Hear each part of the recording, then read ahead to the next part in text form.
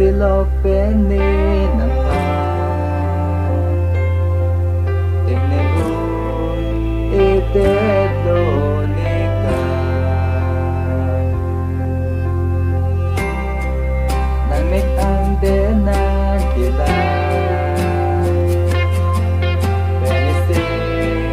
vinang do verlo Jong sinang Sing oi ete Ipanti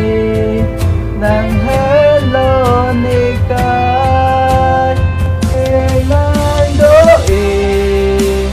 Tenge un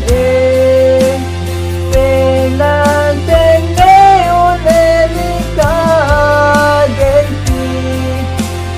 Penang doi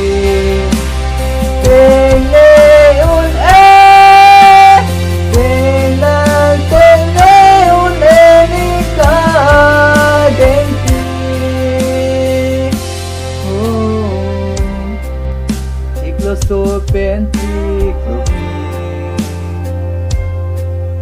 Asonde dito Verona Yung sira ng pikiba Kotse doon ng singkarong ko Yung sinang Lam chang piti